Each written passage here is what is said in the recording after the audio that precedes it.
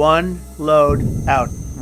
President Donald ট্রাম্পের তর্জন গর্জন আর বড় বড় কথার বাগাড়ম্বর এখন পুরোপুরি থমকে গেছে। প্রায় ৩,০০০ বছরের ইরানি সভ্যতা গুড়িয়ে দেওয়ার হুমকি দিয়েছিলেন তিনি, অথচ এখন নিজেই বসে পড়ছেন আলোচনার টেবিলে।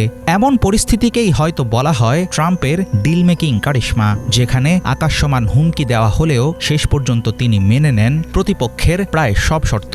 আন্তর্জাতিক কূটনীতির ইতিহাসে ট্রাম্পের এসব পাগলাটে পদক্ষেপ লেখা থাকবে অদ্ভুত অধ্যায় হিসেবে।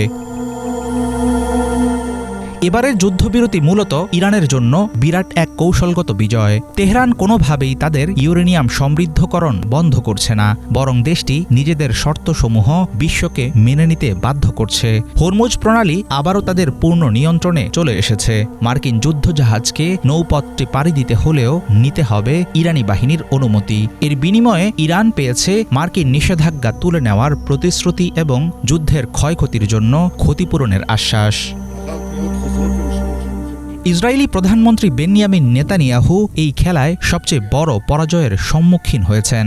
তিনি ট্রাম্পকে বুঝিয়েছিলেন কয়েক সপ্তাহে ইরানের ক্ষেপণাস্ত্র শক্তি পুরোপুরি গুঁড়িয়ে দেওয়া সম্ভব, অথচ বাস্তবে যুদ্ধের ষষ্ঠ সপ্তাহেও ইরান সমান তালে ক্ষেপণাস্ত্র হামলা চালিয়েছে। মধ্যপ্রাচ্য জুড়ে মার্কিন ঘাঁটিগুলোতে মুহুর্মুহু হামলা আর হরমুজ প্রণালীতে একচ্ছত্র নিয়ন্ত্রণের মধ্য দিয়ে ইরান প্রমাণ করেছে নেতানিয়াহুর প্রতিটি পরিকল্পনা কতটা অবাস্তব আর ঠুনকো ছিল।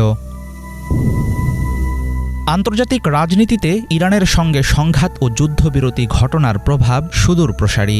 এতদিন ওয়াশিংটনের মধ্যপ্রাচ্য নীতি কেবল ইসরায়েলের দেখানো হিসাব অনুসারে বিচার করা হতো, কিন্তু এখন সেই দাপটে মারাত্মক রকমের চির ধরেছে। এই সুযোগে ইরান এবং রাশিয়ার মতো পরাশক্তিগুলো সরাসরি মার্কিন বিরোধী অবস্থান নিয়েছে।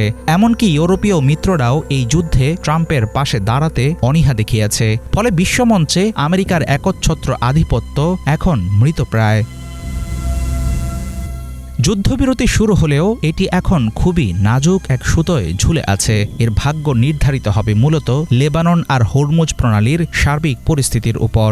ইসরায়েল যদি লেবাননে একের পর এক বোমা হামলা চালিয়ে যায়, তাহলে ইরান চুপ করে বসে থাকবে না। ইতিমধ্যেই লেবাননে ইসরায়েলের আগ্রাসন হুমকির মুখে ফেলেছে যুদ্ধবিরতি প্রক্রিয়াকে। মধ্যপ্রাচ্যে ক্রমবর্ধমান সংঘাতের আগুন পুরোপুরি নিভবে নাকি আরও ধাউ ধাউ করে জ্বলে উঠবে, সেটা পরিষ্কার হয়ে যাবে আগামী 2 সপ্তাহে। হাফিজুল ইসলাম, বাংলা ভিশন।